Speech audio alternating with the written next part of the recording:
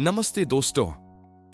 आज हम income tax notice 2025 के बारे में विस्तार से बात करेंगे, जिसमें सबसे सामान्य गलतियां और उनके आसान समाधान शामिल है।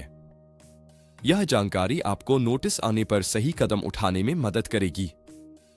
इनकम टैक्स नोटिस का मतलब बिल्कुल सरल है कि विभाग आपसे कुछ स्पष्टीकरण या अतिरिक्त जानकारी मांग रहा है, या आपके खिलाफ कोई आरोप या सजा का नोटिस नहीं है।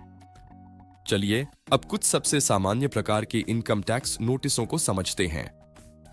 पहला महत्वपूर्ण है सेक्शन 139 नोटिस, जो डिफेक्टिव रिटर्न के लिए आता है। यह नोटिस तब जारी होता है जब आपके आयकर रिटर्न में कोई तकनीकी गलती या कमी पाई जाती है, जैसे गलत व्यक्तिगत जानकारी, अधूरा विवरण या गलत करना। अगला है सेक्शन 143 नोटिस, जिसे इंटीमेशन या डिमांड भी कहते हैं। यह आपके रिटर्न की प्रोसेसिंग के बाद आता है और इसमें टैक्स की अतिरिक्त मांग या रिफंड की जानकारी दी जाती है। फिर आता है सेक्शन 143 नोटिस, जिसे स्क्रूटनी नोटिस कहते हैं। यह तब भेजा जाता है जब विभाग आपके रिटर्न की विस्तृत जांच और सत्यापन करना चाहता है। सेक्शन 148 या 148 नोटिस रीओपनिंग के लिए होता है, जो तब आता है जब विभाग को संदेह होता है कि आपकी कर योग्य आय का आकलन कम हो गया है।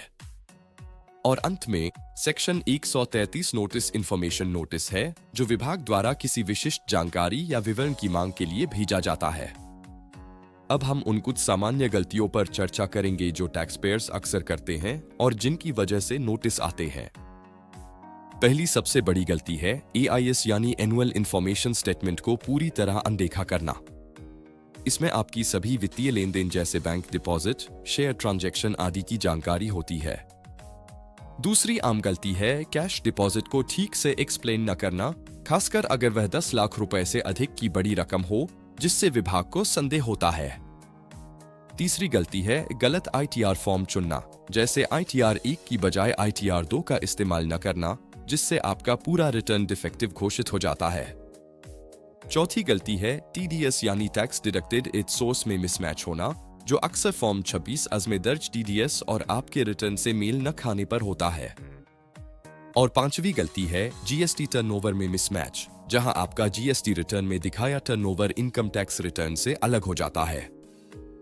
तो इन सभी नोटिसों का सही समाधान क्या है? सबसे पहला और जरूरी कदम है नोटिस का समय पर जवाब देना, बिल्कुल तय समय सीमा के अंदर। दूसरा कदम है सही और पूर्ण दस्तावेज जमा करना, जैसे बैंक स्टेटमेंट, इनवॉइस या प्रमाण पत्र।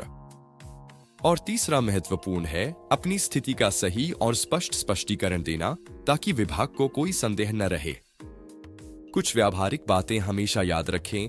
इनकम टैक्स नोटिस आने से डरने या घबराने की कोई बात नहीं है, यह सामान्य प्रक्रिया का हिस्सा है।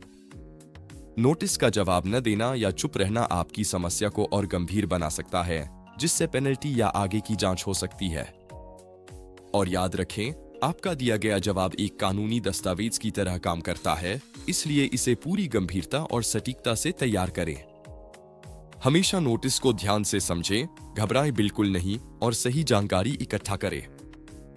यदि आप सही और समय पर जवाब देंगे तो कोई पेनल्टी या अतिरिक्त समस्या नहीं आएगी, सब कुछ ठीक हो जाएगा।